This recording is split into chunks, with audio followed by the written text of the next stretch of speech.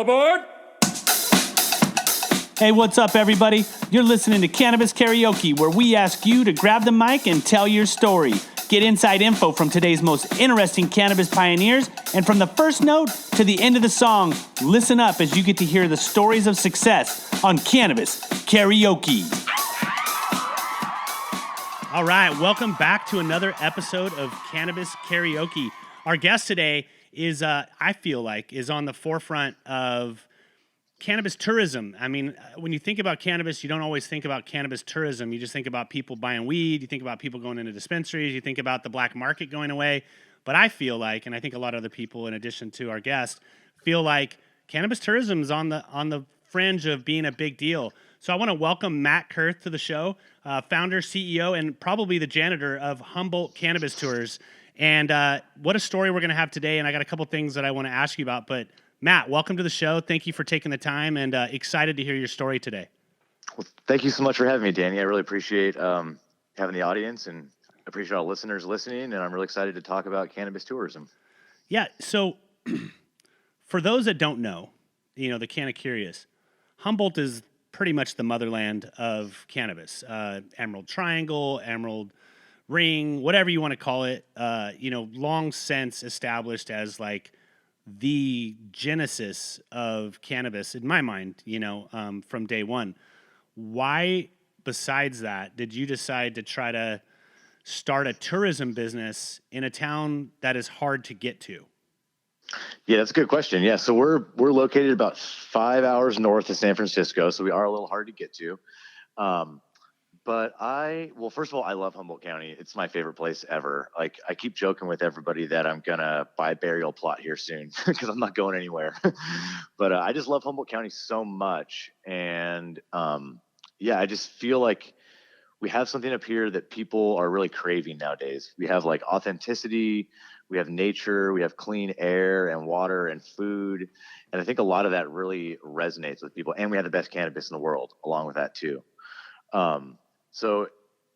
I really want to share Humboldt County with people, and the cannabis is like the main part of that. But really, I want to share the total Humboldt County with people. That's kind of one of my secrets to the tour, is that it's a cannabis tour, but we also learn a lot just about Humboldt County in general and how we became this big cannabis center and things like that. Because we have a lot of cannabis history here that goes all the way back to the 60s. It is a land of sun-grown too, where in this day and age, a lot of people are. Me personally, I prefer sun-grown. I think it has a better body. I think there's just something about the plant growing the way it's supposed to grow that I think entertains me. It's got a better taste to me. But you have a lot of people are a lot of people surprised when they go on the tour to see the sun-grown and not see a lot of the other indoor, because I know there's probably some indoor going on up there, but yeah, when you take them out to the farms, are people surprised at what they see? Like, give me a little bit of or give our listeners a little bit of an insight to somebody's first time seeing a pineapple. Yeah, so definitely. So people are really excited to see the plants. And I think people are most surprised about the quality of the outdoor. I think a lot of people have this conception that indoor is better than outdoor. And what I've found, I disagree with that. I think indoor can look better sometimes, and sometimes it can even smell better. Yeah, it has a better nose sometimes just because but when you smoke it, I think the outdoor is always better. Like, and that makes sense. Like, every other plant is better outdoor. It's like, would you rather have a tomato from a greenhouse, or would you rather have a tomato from your friend's backyard? Like, you're always going to take the backyard tomato. And I think that's true. I mean, if cannabis does grow better inside, it's the only plant that does, which would be odd. Well, I think it's a monetary reason that we moved to growing plants on the inside. And look, geography wise, like when you're in the middle of Iowa, you're probably not going to grow outdoor plants. And so I think, what are your thoughts, I guess I should say on, as we're learning more about the plant, and really this isn't your forte, but since we're chatting about the quality of cannabis, sure. I think as people start to understand the reaction of terpenes and all the other platelets, if you will, that are involved in the plant versus just the THC and the nose. I mean, we still have this kind of, people want to buy flower that's testing out at 28% and, is just stinks up your whole house, when in reality might not even get you high. Yeah, and that might not be the best medicine at all. Yeah. So I mean, Yeah, it's really interesting. I think sun grown is gonna, you got the Emerald Cup, who obviously honors the sun grown farmer. But I think as we become more educated about the plant in general, um, I know for me, after smoking as many years I have, and I'm curious to see what you say. There's certain things that like I smoke and I go, oh, I have a good reaction with this, and then there's certain things that I'm just like, makes me think Yeah. too much. Like I don't want to think that much. Yeah. Tell me about a little bit about that for you, and then we'll move back into like a day in the life of Humboldt. Like, what do you puff on when you're downtiming it? Yeah. So I'm a flower smoker, and I usually smoke out of a bong. And yeah, so I like flower, and I definitely like outdoor. And I like outdoor for different reasons. I think outdoor is better medicine because I think you get a broader, like you were talking about, there's all those different chemicals in the cannabis plant. There's all the cannabinoids, which is like THC and CBD and CBN, and there's a bunch of other ones we're still learning about. And there's also all the terpenes and all the phytochemicals and all that stuff. And all that stuff, how it all works together on you. They call that the entourage effect. And I think the entourage effect is really, really important. And I think you get more of those chemicals and a broader spectrum of them in outdoor. So I think outdoors, it's a better high. I think it's also way better medicine if you're trying to get healed. And also it's really way better for the environment. I mean, there's really no way that you can argue that indoors is better for the environment. I mean, the carbon footprint is massive on indoors. Plus, you usually have to use more chemicals, and the lights have mercury in them, all that stuff. Every step of indoor has chemicals involved in it and things like that, and stuff that's funky. And when you grow outdoor, you just remove all of that. Now, I'm not opposed to indoor. I think it definitely has a place in the market, especially for people that need like fresh product all the time. Like if somebody's on a cannabis juicing program, which is a whole amazing rabbit hole, is fresh cannabis juice. But that is like, then you need fresh cannabis all the time. Or if you need really clean cannabis, like if you have a compromised immune system or things like that, or if it's not legal to grow outside in your area, I think indoor definitely has a place. But I see the industry moving. I think it's going to move more towards indoor, more towards outdoor. But it's going to take some time. It's going to take some education of the customers, because right now there's that perception that indoor is better. But I think as the customers and the users, cannabis smokers, become more sophisticated and they become more educated themselves, they're going to move towards sun grown. Because all the people I know that have a lot of experience in cannabis, that have been smoking for years and really know what they're getting and things like that, everybody likes outdoor better. I don't. The people that I know that spend the most time with cannabis like outdoor better, even the indoor growers. I know indoor growers that buy outdoor weed from somebody else. Well, I'll be honest with you. My neighbor's been growing for as long as I've been living across from him, and I get my halibut, salmon, and cannabis from him, and he just grows the meanest outdoor you've ever seen. And I do. It's like, and I'll leave it with this, and we'll pivot back to kind of your guys' Sure. deal. But it's like you don't walk in the liquor store going, "Where's the moonshine?" You kind of. No, I use that a lot, and especially like wine and beer. Like the Yeah. people that buy wine by the alcohol content are winos. Like Yep. nobody buys wine. If you went and bought the wine with the strongest alcohol content, it'd be Thunderbird or whatever. And it's gross. You know what I mean? Yeah, it's garbage usually. Yeah. So I And think beer's the same way. Like people don't buy beer by the alcohol content necessarily. They buy it by the sophisticated beer drinkers. They use the IBUs, which is the bitterness of the hops and things like that. And I think cannabis is going to move that way, because the most sophisticated people I know in cannabis are already there. It's just everybody else needs to learn enough to be on board with us. You know what I mean? so. I just want to bring everybody back around. We're talking with Matt from Humboldt Cannabis Tours, and while we've gone off on a little bit of a leg on sun-grown, I think you can understand why Matt's passionate about bringing people through these different farms and really helping to educate. So tell me a little bit, help us understand what a day in the life is. I mean, I know you got to gas the van up and you got to make sure everything, but like you're picking up people. What is Sure. what have you seen people's experience be when they're for the first time seeing an outdoor grow and kind of in the middle of it? Like share that a little bit so our listeners can understand. Well, that's one of my favorite experiences to provide people with, is that like awe when they open the van door and we're like at the farm and there's thousands of plants and it's all smelly and things like that. And it's like people, I mean, their eyes get big, their mouth opens up, and they're kind of like in awe. Many people, because most people haven't, I mean, even me, like the scale of what's going on now in the legal industry is so big, like relatively big to even the biggest stuff that was going on in the unregulated industry, you know? It's like, so we visit like a 30,000 square foot greenhouse. That's one of the places we visit. And it's just super high tech and so many plants. And um, even people that have seen cannabis plants before haven't usually seen it at that scale, like done at that scale. So it's really cool to see that many plants. Most people that have seen cannabis plants have seen like a closet full or maybe a bedroom full. Or somebody You know has what I one on mean? their deck. Yeah, or one plant on a deck, or they've seen pictures in a magazine. But yeah, most people haven't seen like an acre of 10-foot tall plants. It's pretty it's pretty impressive. And even me, like I see it all the time, and I've been doing cannabis my whole life. And it's still impressive to me, just how big things are getting. Now, it's not big in the scale of like compared to regular agriculture. Like I say, it's a 30,000 square foot greenhouse, which is 3/4 of an acre. So compared to any other agriculture, it's way small. But when you compare it to cannabis, like it's big, things like that, you know? Yeah. So I really love to see the wow on people's faces. And then usually the questions start right away. And that's really one of the things I focus on a lot on the tour is trying to educate and answer questions. I really want everyone to come away from the tour feeling like they learned something a lot. It's more important to me that people learn something than that they get really stoned, really.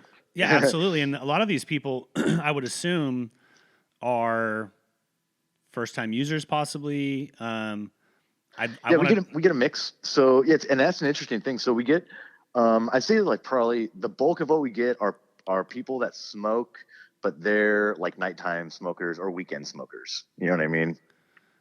And then we have the other end of the spectrum, like probably 10% of my people don't smoke really that much. Maybe smoke once a month or something like that. And I've had a few people that don't smoke at all and have never smoked, and they don't really want to either, which is interesting.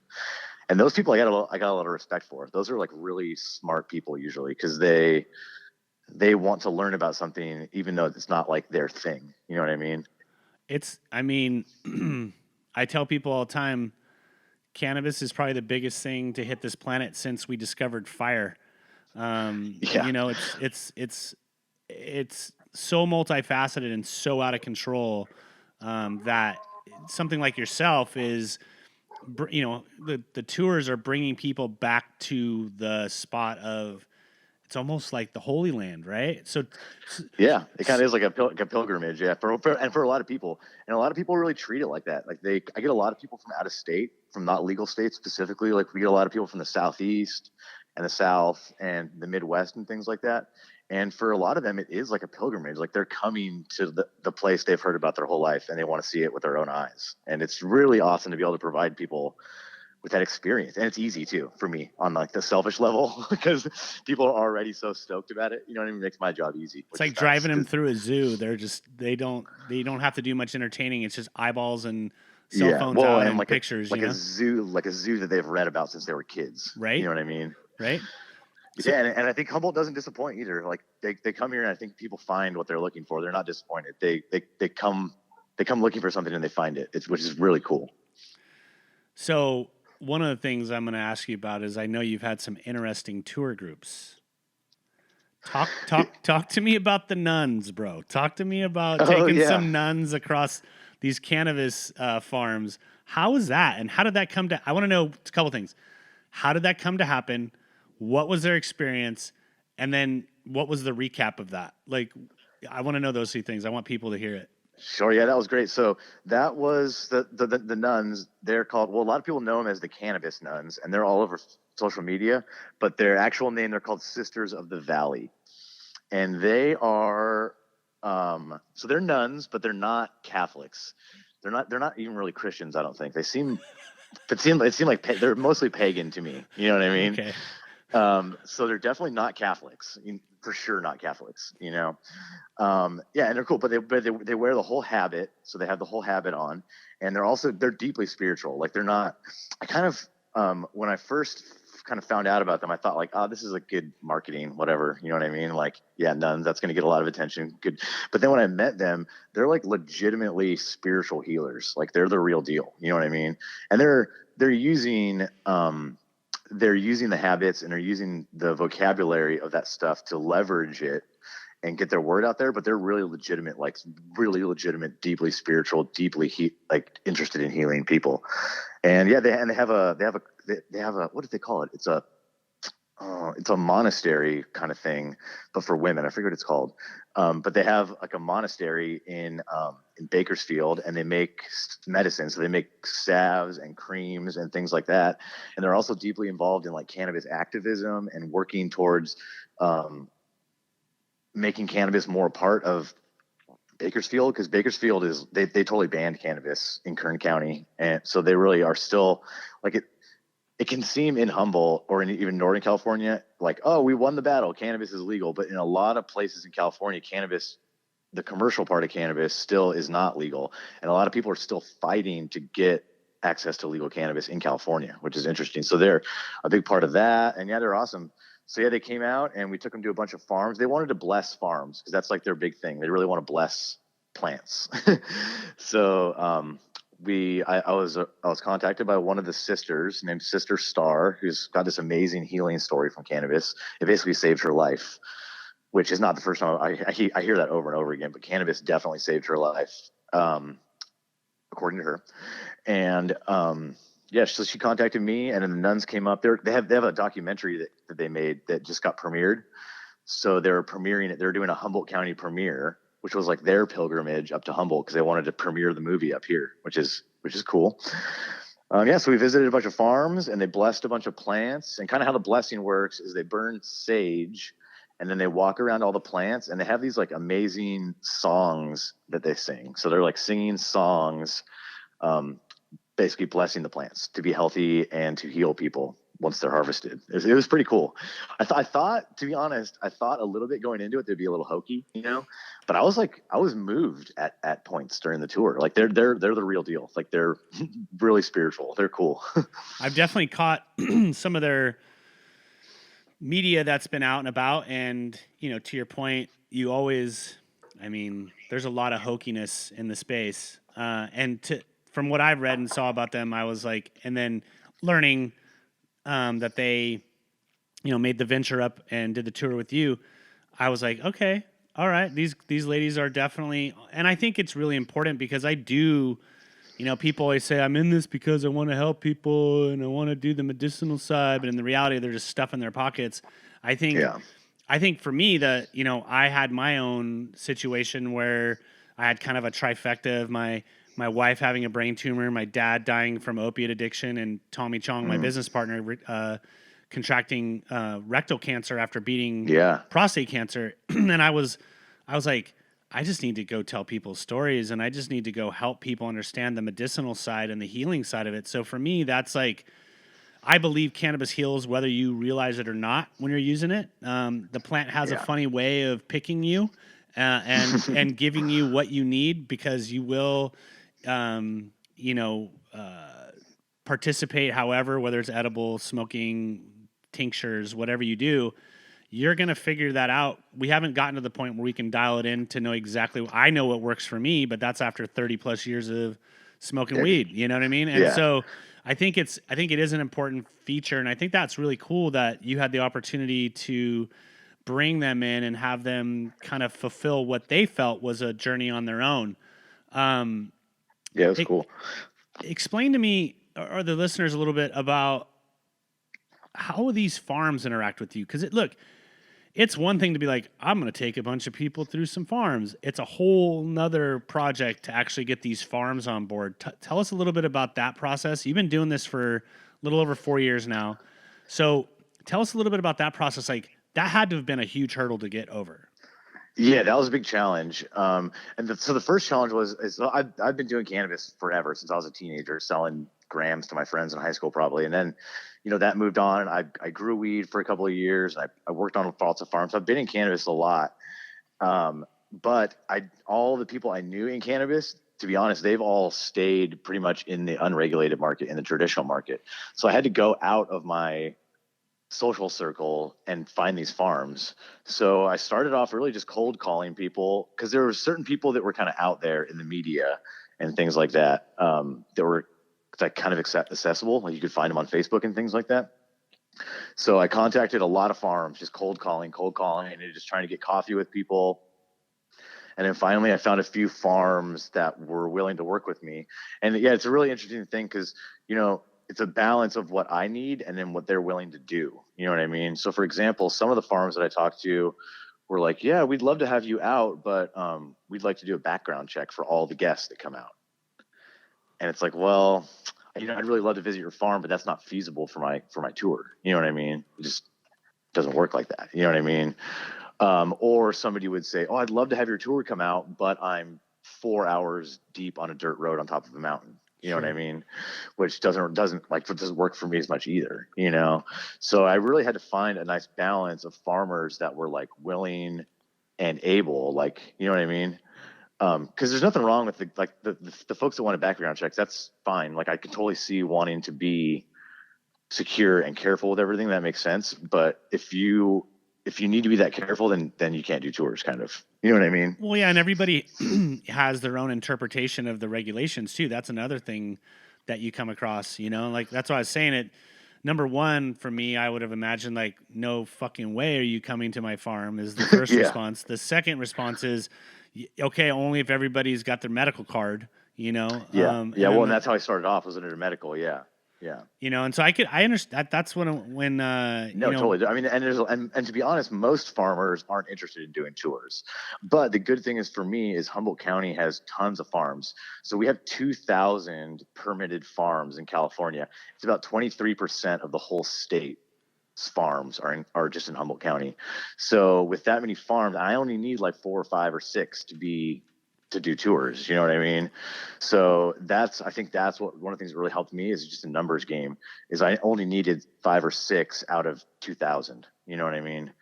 But you're right. Like the vast majority of those other, like vast majority of the farms aren't so much interested in it. Either they're not interested in it, or their farm is not sited in a good spot, or whatever. But that's the good thing for me is I don't need that many, and we have a lot of farms. So sorting through not all those farms, but sorting through many of those farms, I was able to find some that were a good match for tours and were willing and all that stuff. So yeah, but it was tough. Yeah. And another thing that helped a lot is we have the Humboldt County Cannabis Chamber of Commerce. So I joined the Chamber of Commerce here and I got on the board, and that helped a lot because then I could have access to talking to a lot of people. But yeah, it's challenging to have farms. And also people weren't, especially at first, people weren't as tuned into like the potentials of tourism, and they didn't see the benefits of it as much. But now people are starting to come around. Like I was just in the coffee shop the other day and some guy gave me his card and was like, I'd love to have you come out and visit. But it wasn't always like that. So now people are starting to come to me and being like, hey, I'd love to have visitors, because they are starting to see the value of it, which there is giant value to, I think, to having visitors on a farm, if you're able to, can add a lot of value to your farm for sure. Now, I wonder a quick question, and it's a naive one. Can people buy weed when they're on the farm? Oh, that's a good question. So right now in this moment, you can't buy weed at the farm. So what the state calls that in the regulations, they call that on-site sales. Right. So on-site sales are allowed for in law under certain circumstances, but I don't think anybody in the state right now has it like actually built out and functioning. So there's a lot of places that have it in their plan, but it's like phase 2 or 3. And now everyone's on phase 1 and they're just trying to survive. You know what I mean? Sure. So for example, one of the farms I work with, they're going to be putting in a tasting room. And it'll be done by next summer for sure. They think it'll be done by this winter or fall, but everything takes a little bit longer. So I'm kind of thinking maybe the spring. But yeah, they'll have a big greenhouse you can tour, and then they're gonna have a tasting room, and you'll be able to buy it at the tasting room. So a full-on winery model where you'll be able to go walk around, taste it, and buy it all at the farm. So all that stuff's coming, but right now in this moment, we take folks to a dispensary and they can buy things at dispensaries. So people can buy cannabis on the tour from a dispensary, but not directly from the farm, like at this moment. But that's coming very, very soon. Also along those lines, Humboldt County is going to have many, many consumption lounges pretty soon too. The city of Eureka has approved 14 consumption lounges, which is a lot. It's a town of like 70,000 people. So 14 consumption lounges is a lot compared to the rest of the state. It's good to see that though. I mean, I think that helps. it helps bring people into the fold of what's happening. I mean, I truly believe on the spectrum of cannabis consumers that you're always going to have, I look at it like the pH scale, right? Like you're always going to have your way to the left stoner, weed head, like just aficionado people. And then from there to the other side, you're going to have people that will only consume cannabis if it comes from Purdue Chemicals or DuPont. And so Yeah. the middle scope of people are going to be everything from, yeah, man, I smoked a joint when I was in high school, but that was 20 years ago, to, your elderly people that are like, I just had hip surgery. I just want something that's going to cut the pain and help me heal faster. So Hmm. I think it's an interesting play. The next question I have for you is, do you see repeat people on tours? How do you, like, is it the same tour every time? Do you go to different farms? How do you mix it up so that you get someone coming back for a second tour? Yeah. So the tours, well, they always change actually, and that's due to two factors. So one thing is that farms, I think normally farms will change like due to the season. So for example, right now we visit a big greenhouse and a cannabis nursery. And then in a couple of weeks, we're going to start visiting our big outdoor farms. And then that will go all the way through harvest, which is usually, I don't know, beginning of November. And then all the outdoor will be harvested. And then we'll switch in the wintertime to visiting a greenhouse and an indoor and dispensaries. So it does, like, you could come 3 times in a year and have 3 different tours, which is pretty cool. And that just has to do with the seasonality of farming, you know? And then another thing is I'm constantly adding new farms too. Like I have a bunch of places I visit right now that I didn't visit last year. And that's just because new farms are coming online. And I'm still like I say, that guy came up to me in the coffee shop and said he wanted me to visit yesterday. So I'm going to follow up on him and maybe we'll be visiting him in a month. I don't know. You know what I mean? So yeah, right now it's a pretty cool time. You could come at different times and see totally different things, especially like the spring versus the harvest. You could come in the spring and see like greenhouses and small plants and nurseries, and then you can come in the harvest and see like giant outdoor and like all the weed hanging up and drying and curing and all that. So it's pretty cool. I think I haven't had any repeat customers, but I think you would definitely get a different tour if you came at different times of the year for sure. Yeah. I mean, I think first of all, shout out to you for kind of pioneering the situation in a somewhat hostile environment up there, and really connecting the dots for people that don't read High Times, that aren't following 2 Chainz or Wiz Khalifa on Instagram, and don't go to any sort of cannabis functions. These are people usually. I'm sure you get your fair amount of weed heads, but a lot of these people probably are people that are just curious to know more, right? Yeah. Yeah, So definitely. Well, and I think people know that they don't. People know they need more information. You know what I mean? It's not like everyone gets it that like they haven't got the whole picture. You know what I mean? Because cannabis, like we're still learning so much more, and everything's changing so fast that people they really do want to learn and figure out like what's going on.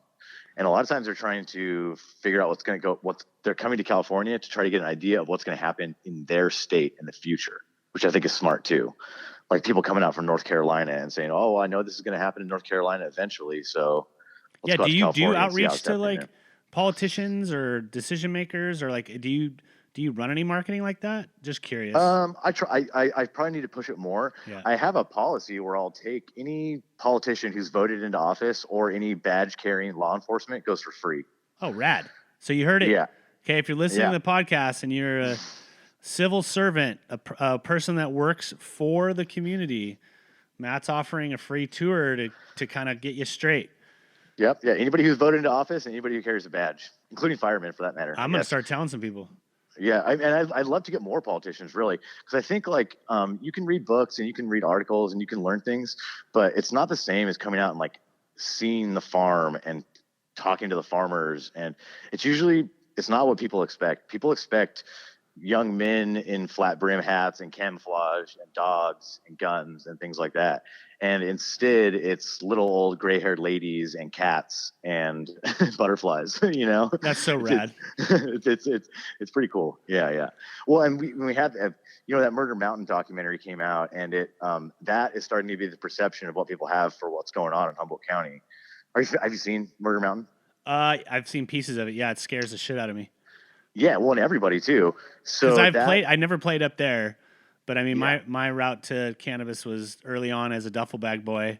Oh yeah. Tried my hand at indoor a little bit, but really good at transporting and selling boxes. And Yeah. you know, never had to really venture. Always had runners go up into the North Coast, and shit is real. You know? Yeah. But I mean, that's one part of it. Yeah, well, Yeah. for those who aren't familiar, Murder Mountain is a Netflix documentary about this guy who was killed named Garrett Rodriguez, and then the investigation into it and kind of the whole thing surrounding his murder. And yeah, it doesn't paint Humboldt County in a positive light. It's really kind of dark and kind of scary, and there's lots of like stock footage of people on quads with guns and things like that. And that is a small part of Humboldt County, but it's not the Humboldt County that we know as locals. It's not the life we live every day. Well, no, but You know it's what I mean? because that was in the deep black market days when you were facing serious time for doing it, and Yeah. they were growing gold, bro. I mean, let's be Yeah. real. It was $5,000 and up for a pound Yeah. back then, and so when you're pumping out, you know, 2, 3, 400 pounds, yeah, and people are breaking into your property, and like it was literally the Hatfields and McCoys up there for a minute until we started seeing some legalization, and it sucks that you have to do that, but it's really what kind of I think stabilized everything in the sense that like let's not kill each other over this. Let's all make some good money. And like you're right, it sucks that's why I've only watched bits and pieces because that's Yeah. not the Humboldt I knew. But let me Yeah. tell you, you know that stuff was happening in the Santa Cruz Mountains as well. I mean, nobody was getting killed, but people were getting Well, shot that's the at. thing. You know, for Well, sure. like look at whatever Hunters Point or Oakland at times. You know what I mean? Yeah. I think the lesson from Murder Mountain is that drug trafficking is a dangerous business, and if you don't know that drug trafficking is a dangerous business, like you shouldn't be in the drug trafficking business. Right. You know what I mean? Yeah. Like if you're selling hundreds of thousands of dollars worth of illegal drugs, like that's a dangerous thing. That's why people get paid so much for it. You know? Yeah, and when you lose someone's box because it got snatched up, doesn't mean that you don't owe for it. You know, like you still owe for that stuff. Hey, I want something that I think we talked a little bit off air about, which is, people approaching us saying, cannabis, so exciting. How do I get involved? What do I do? You managed to find a way, and this is what I tell people: find what you love. Do what you love in cannabis. You went out, you were already, more or less an expert in the tourism space. You were already, that's what you got your degree in, right? Mhm. And so how did you, what compelled you? I know the answer to this, but I want my listeners to Sure, really hear yeah. it from you. Is like, what compelled you to take what you learned in the quote unquote real world and bring it into the cannabis space and, really feel like you're never working a day in your life? I mean, it's the hardest thing that we both agreed that we've ever done in our life is to work in this space, but you've actually managed to marry what you wanted to do in general with the cannabis space. How did you make that decision? Why did you make that decision? And how do you feel about making that decision? That was a good question. It was almost natural the way the decision made. So I've got this background in recreation tourism. I studied recreation in college, and I was a whitewater river guide for almost a decade. So I've got a lot of tours, and I managed an aquatic center as well. So I've got a lot of tourism experience, and then also I've got all this cannabis experience for my whole life. Like I said, I've grown weed. I've been around weed my whole life. It's always played a prominent, like positive role in my life. So I had all this tourism knowledge, and I had all this weed knowledge. And then I was already living in Humboldt County and kind of had decided I loved it here. And there's not a lot of like recreation jobs and things like that. And also, I don't know, maybe a lot of people have this feeling, but I don't know, maybe it's arrogance, but I had this feeling that I always had this feeling that I could do a better job than my boss usually. You know what I mean? Like, I always felt like, man, I could do better than this person, whoever my superior was. A lot, you know what I mean? Like, say maybe it's arrogance. I don't know. No, But that's the entrepreneur in you, because a true Exactly, yeah. entrepreneur, like I've only had 2 other jobs in my whole life, and both of them were, the reason I left was I was overperforming, but they were like, you need to be in your seat at 8 o'clock in the morning. And I'm just like, yo, man, that ain't me. Yes. And I ain't going to Yeah. sit No, and I here for felt 9 hours that. doing nothing. Like if I can get my job done in 2, I'm out. You know what I Yeah. mean? I'm going to go do something else. That's the entrepreneur in you. It's not cockiness. It's not insubordination. It's just the fact that you are not willing to play the time bandit game. Yeah. Yeah, exactly. Yeah. So I kind of like decided I'd like figure out if I really could do a better job or not. And that's what I'm learning now. So that was kind of my whole So like for me, all the puzzle pieces were like right in front of me. Like I had the tourism, I had the cannabis, I was living in Humboldt. I wanted to make a living here. I had all the pieces, and so I just like, for me, it was really easy to put those pieces together, and yeah, it's been really difficult. I don't know, to be honest. So how many people told you were stupid? Oh, so many people. Oh my God. I had multiple people tell me that nobody would ever want to go on a cannabis tour under any circumstances. I had two people specifically tell me that nobody will ever pay for this for any price, for any reason ever. Like this is like, which is so crazy because people pay for anything. I mean, you can see, you know what I mean? But yeah, I had a lot of people tell me, I mean, even people in my own family, when I first brought it up, like mostly at first, the reaction is people laugh at it. They're like, and they think I'm joking. And I'm like, no, we're going to do cannabis tours. And then they either have a lot more questions or they dismiss it as like not possible. You know what I mean? But that's changing. Now everyone's really seeing the value of it. That was at first when no one really heard of cannabis tourism. But now when I tell it to people, they say, oh, almost everyone says that's a great idea. Like that's going to go. You know what I mean? But yeah, at first, so many people, it's like, yeah. Got laughed at for sure. Like, let me ask you a question. I hear it still, bro. Like when I first came out of the cannabis closet, I was working at the Golden State Warriors and left, and changed my LinkedIn. And I literally, I've worked in nonprofit. I've owned my own business. Like I got an image in the community. They're like, you just committed social suicide. You're never going to get a job again. You're never going to, what are you thinking?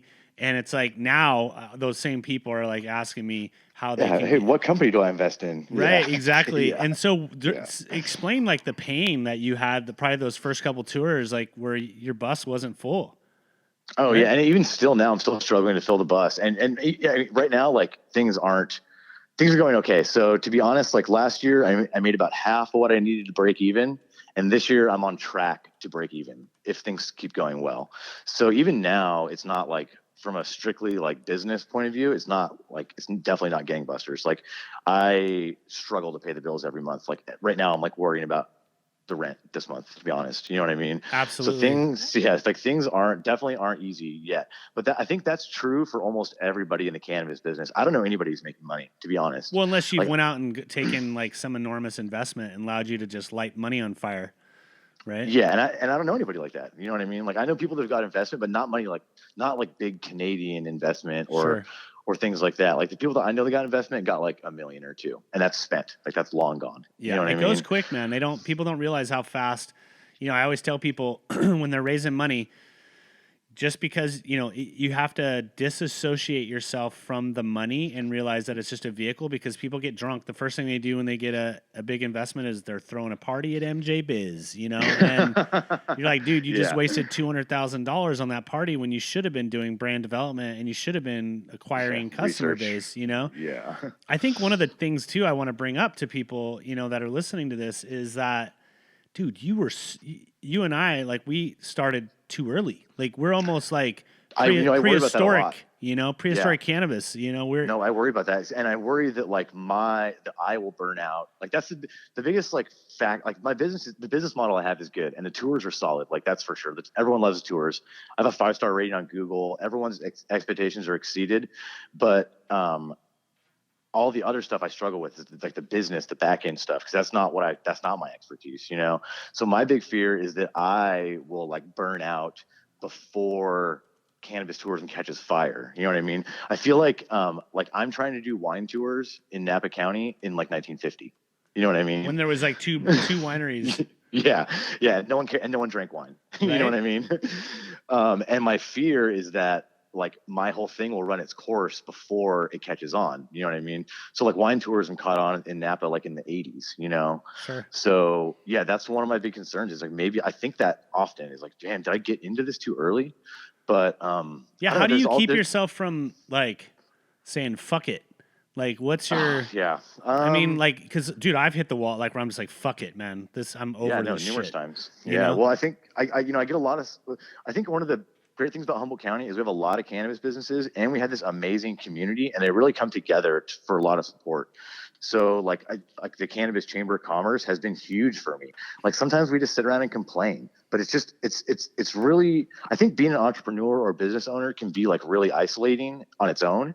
And then when you throw the cannabis into it, it can be so crazy isolating and you just feel like you're in the wilderness on your own. And it's just so helpful for me just to go spend time with other people that are like going through the same thing. And like, because even like my wife, she doesn't quite get it. Like she sees it every day, you know what I mean?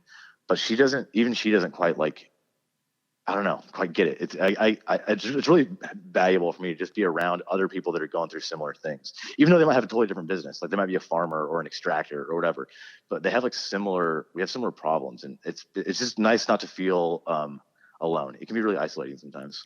No, I think you nailed it. The word isolation. Everybody's your biggest critic until you hit it, and then they're your biggest fan. And Yeah. you have to be able to not gather resentment or regret on your like. I look at this like if all of what I'm doing fails tomorrow, I gave it my best. You know what I mean? Like I can walk away saying I did the very best I could. I just wasn't smart enough to navigate all the tricks and turns that were taking place in cannabis. But I have to, I have this conversation a lot with people. It's like,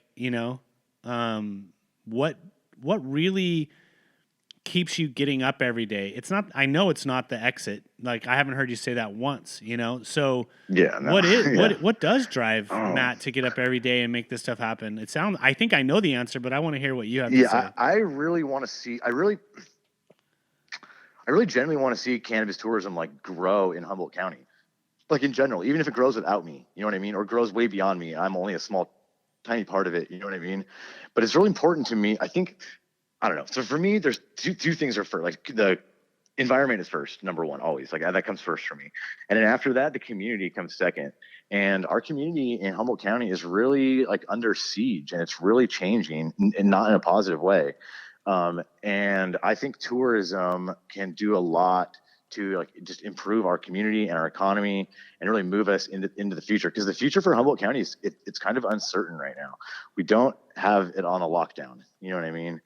It could all just go away. I think in 10 years, that's not a crazy thing. Like we're not super solid yet. So I think tourism can play a big part in like bridging that gap and in helping us grow into the future and become like everyone has this vision of Humboldt County being like France is to wine. And I don't see that happening without tourism. Like the reason France is because people go there to visit it and they experience it. And I think it's something that needs to happen in our community. And I don't know, in some ways, like I'm well suited to fill that. I mean, I have the education and I have the experience and I have the time and all this stuff. So I feel like I'm in this place where I can advance the community in general, I guess I don't know. If you could, no, it's solid, bro. I mean, you're a champion for the plant. You're a champion for you want people to learn the right way. You want people to consume the right way. And ultimately, whether or not they do, you want them walking away a little bit more educated than what they walked into it. Yeah. I want to spread Humboldt County around. Like if I can make the whole world like minutely more like Humboldt County, I've done my job. Kind of, you know what I mean? Sure. Because Humboldt County is such an amazing place. But I feel like people come here and they experience it and they take a piece of Humboldt County home with them and then it like grows there like a seed. You know what I mean? Sure. I want to ask you something that is going to come out of left field. Yeah. What if you could wave a magic wand, what help would you ask for? Because I know that's something I struggle with, with asking for help or even really knowing what I need help with. How do you go about that? Like who do you bounce things off or do you have a vision board or checklist of what Matt would like to do to improve the opportunity or, if he could do something, who would that be with and what would it be? Yeah, I think what we need most is we need a plan for for so first of all, we don't do a good job of marketing like tourism in Humboldt County in general, because we have the redwoods here, and we get 1.2 million visitors every year just coming to the redwoods alone, because redwoods are awesome and they're spectacular. It's separate from the cannabis, you know what I mean? But we don't do a good job of even marketing that stuff, you know. There's a lot of different agencies marketing, and they're not really working together, and there's not like one concise plan. So I think what I'd like to see, like, the first step is to like get all the tourism stakeholders together and create like a county-wide plan for marketing tourism with cannabis as like a part of that. You know what I mean? Because it's like it's like we don't have a business plan as a business. If tourism's our business, we don't have a business plan. And that just doesn't work. You know what I mean? But I think, and that process might sound simple, but I think that process would be difficult and time consuming. So, I mean, it'd be easy to be like, oh, I could use $20 million and hire a marketing campaign. But I think even before that, we need a plan. You know what I mean? And maybe hiring a marketer is a part of that plan. But yeah, like I think that part of that plan. question is if you had the $1 million sitting in the bank. Because look, man, you're not any different than any other. One thing I've learned in business, this is my third or fourth rodeo building businesses and selling them, is that you don't have all the answers, number one. Number two, people do not and cannot expect you to make, to squeeze blood out of a turnip, right? You're going to have limitations and restrictions because of how you're growing something. I think you just nailed it. Like, what I like about, asking that question to people that are in business is, sometimes, one of the best things I learned from somebody was, and it was in a business consulting thing when I was in I bought my surf shop early on, and young kid, like really had never ran a square business before, and the guy really told me, he said, look, the biggest error that most business people make is they just work in their business and they never work on their business. So yes, yeah. So you got to kind of step back and be able to work on your business, and those are the first steps to like. It's kind of like sitting back as a basketball team and you're like, man, who would we like to have play for us? And then you go, well, what's it going to cost to make that happen? And then you can kind of reverse engineer it. I think you're at that stage now where, I always tell people it goes from being an idea to a hobby to the startings of a business to where now I got to bring in people that may be smarter than me in certain areas that can help facilitate it. Because truly, and I'm sure maybe you've heard it, maybe you haven't, but I'm going to go ahead and tell you, you're sitting on a gold mine with that activity up there. I don't, even statewide, bro, like there's some tours that are happening down in LA, but they pick people up, they go to a dispensary. Yeah, it's not really the same. Yeah. It's not the same thing that you're doing. So people say, well, you have competition out there. There's people doing tours. It's like, not really. They're doing tours of dispensaries and they're driving that through the brands that are paying them. But, with what you're doing, it's really more about getting down to the fundamentals and actually putting your hands in the dirt and understanding, less about the brand consumption side and more about the cultivation, delivery, like farming side. Yeah, and the history and the culture and all that stuff. Yeah, and I think that's one of the things that like will allow me to sustain myself in the future. I don't like some of these like. I'm a full supporter of anybody who wants to start a cannabis tour company because I think we need more of them, even up here. Like I think we could use 2 or 3 more companies up here, because a tourism industry is not one business. Like that's the interesting thing is I can't do it by myself. So I welcome more cannabis businesses all throughout the state, like cannabis tours. We need it because it's just going to build more momentum, But I think I don't know if a lot of these cannabis tours companies are going to be around in 10 years. Just their model, you know what I mean? I just don't see how it works. I don't see where the money is. You know what I mean? Well, I think you kind of said it, early on, which is you got to have, connections with the tourism board, and the tourism board has to be promoting you. And then, you got to be connecting with other tourism boards. And, I think there's a lot of opportunity out there. I think you're really, you're so busy running the day to day. And this is what happens in cannabis, people. Like when you see somebody doing this, and someone like Matt, who's running a business the way he is, he's passionate about what he's doing, and he has a purpose to what he's doing, and he's one man banding it for the most part. And so like help support these people. Don't just buy into the flashy businesses that are out there that are getting in your face. Do your homework a little bit and find out who's running these businesses, what they're doing it, why they're doing it.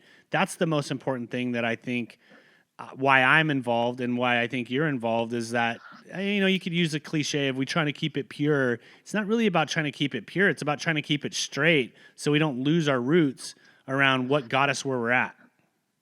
Yeah, and that's important because, the roots are important. Like, it can't all just go to Budweiser type businesses and pharmaceuticals. It's like it takes the medicine out of it. Like, the medicine comes from the people who grow it. Some of it, you know what I mean? The best medicine. It's human capital, man. It's the people that are. And you can't make that in a laboratory, and you can't make it on a large scale either.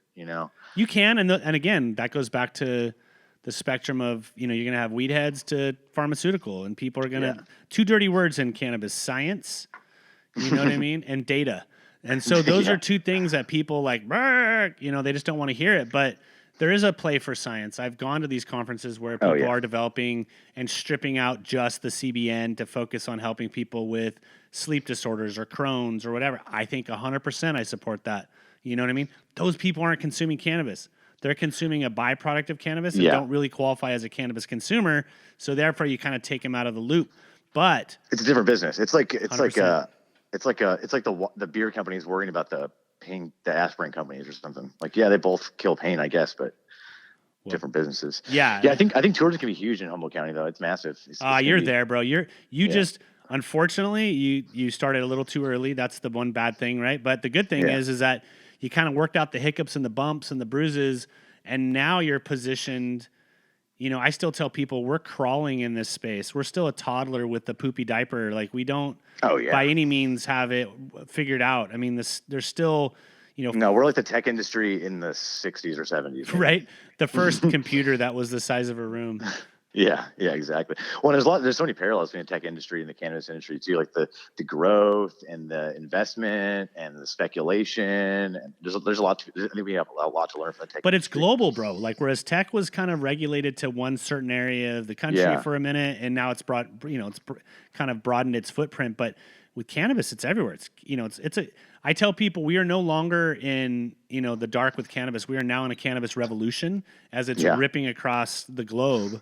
As other countries are coming on board, California's great, America's great, but there's countries that are like stomping the gas pedal and taking advantage of it and learning in different elevations than what we're learning right now. We're so over-regulated and over-politicized that at some point it's strangling the ability to grow as well as the financial implications of that. I mean, California is sitting on a little under 400 dispensaries when it had over 5,000 pre-64. So we have a lot of growing to do, and I think if you just stick it out, bro, you'll be fine. It's just a matter of making sure you get up every day and eating that nice big bowl of shit that we both share. Yeah, and that's where I'm at now, just one foot in front of the other. I heard I get these different mantras in my head that some things people tell me, but I forget where I heard it, but somebody said like 90% of a business is just persistence. You just have to stick with it.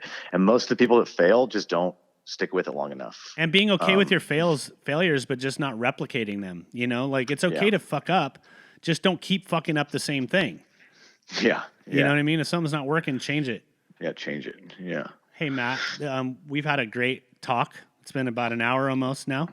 And I want to give the listeners a chance to find you online, find you on social, and then, I'm a big fan of what you're doing, and I'm going to be telling more and more people about it. And so love to, after we get off this call, talk a little bit about how, what we can do more to help. And I'm talking me personally, primarily, as well as the company, but just really help, gain awareness and maybe pitch in a little bit more than we have been. So let people know where they can find you online and where they can find you socially, and then we'll wrap it up.